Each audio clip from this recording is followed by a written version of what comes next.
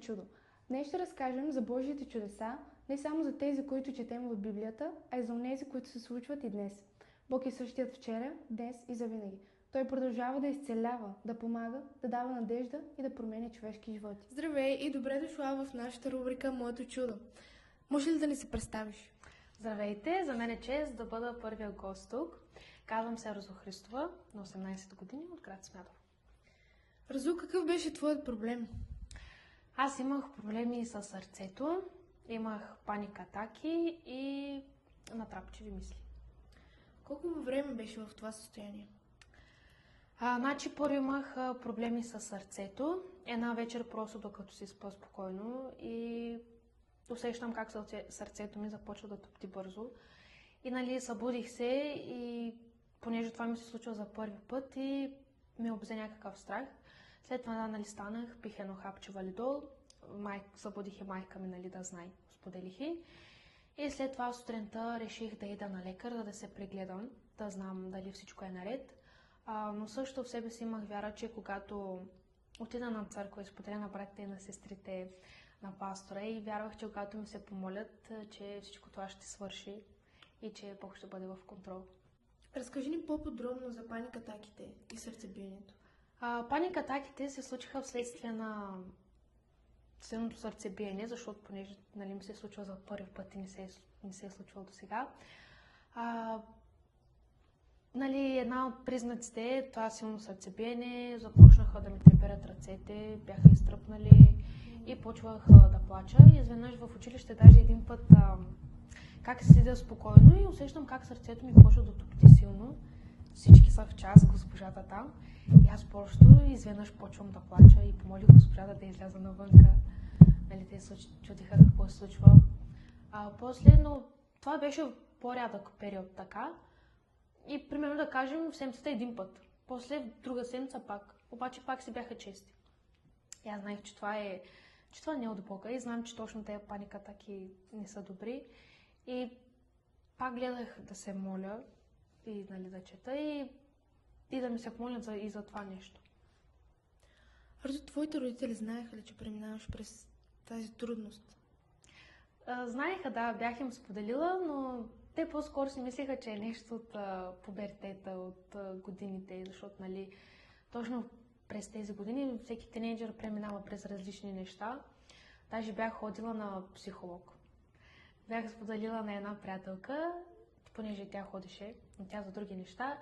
И ми каза, ако искаш, мога да ти запиша час, един път, да видиш и ти и да се успокоиш. Обаче отидах и тя почна там да ми говори за някакви сили, за някакви въздействия.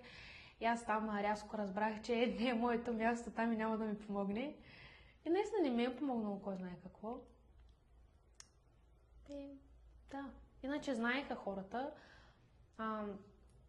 Даже когато получавах тези паникатаки и тези мисли, звънях на една моя приятелка. За да може, поне един човек да знае през какво преминавам, да не се чувствам сама, защото в такъв момент човек се нуждае, да чуе, че всичко ще бъде наред, че всичко ще е добре. И да. Разу, как се чувстваше през деня? Какво правеше през ежедневието си? През деня се чувствах много добре, защото деня, сутринта за мен беше едно ново начало, защото вечерта съм преживяла всичко това, тези натрапчиви мисли, аз стоях само в една точка, седя и мисля само за това, аз не мога за нищо друго да мисля. Искам да мисля за нещо друго, обаче самия ми мозък не може да го възприеме и да мисли за друго нещо. И просто сутринта беше за мен ново начало. Сутринта, както обикновено, се отивах на училище, след това вкъщи задължения, сутринта всичко беше наред. Но когато ставаше вечер, тогава почваха тези натрапчиви мисли и тогава просто положението беше зле. И гледах да се разсеям по всякакви възможни начини, но не беше толкова лесно. Разкажи ни каква промяна имаше с теб, след като Божият служител се помоли за теб. След като ми се помолиха, след като отидах на лекар, аз чух, че всичко е наред, че прегледаха ми сърцето, всяка една клапа беше добре, пък аз нито пия някакви енергийни напитки, нито пуша, нито нищо.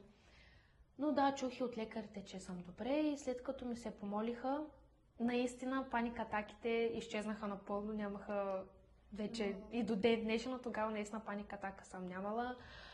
Лошите мисли, те нали малко така пак имах, но и те с времето спряха. Не бяха толкова чести и след като ми се помолиха, нали, сърцето, резултати, всичко тогава излезе добре и всичко беше наред, наистина, слава на Бога, Бог беше в контрол.